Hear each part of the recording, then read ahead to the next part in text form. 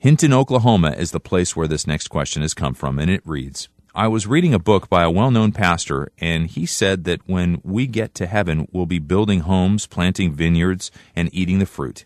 He said we would be with Christ, but not all the time. We wouldn't be sitting around singing and praising God and strumming our harps. Could you please help me in understanding this issue?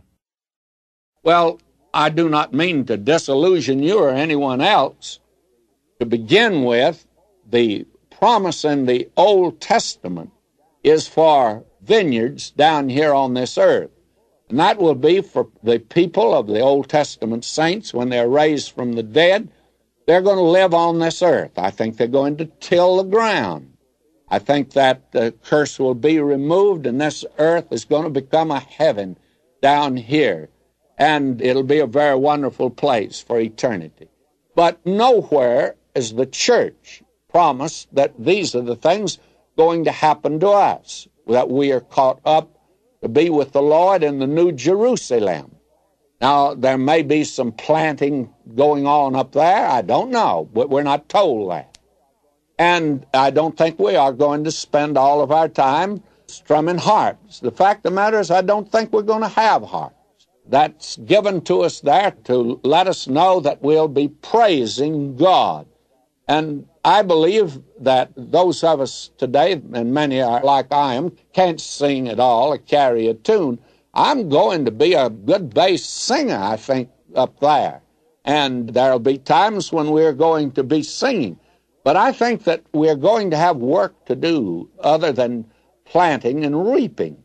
I think that we're going to be engaged in something that will develop us world without end. It says of the increase of his kingdom there is no end. That is, you just keep growing and growing and growing. We are to be like him, and I think it's going to be a matter of study and work and growth. Now, I don't know this, but I've always wanted to teach in heaven. I hope the Lord let me be a teacher up there. And I have very facetiously said this, but there's been a certain element of truth in it.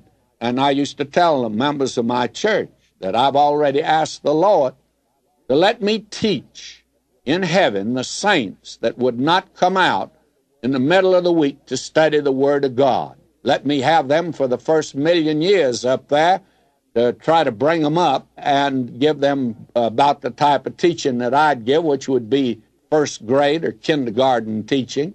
And if he let me do that for the first 1,000,000 years, those saints won't think they're in heaven, because I think I'd make it pretty hard for them. But I'd like to teach.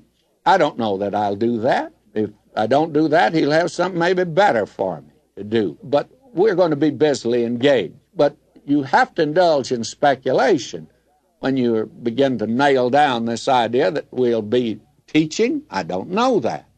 I just say that I'd like that. And I know that we'll not be planting and reaping, because that is promised to those people that will be on the earth. We'll be taken to the New Jerusalem. That's God's promise to those that are his own.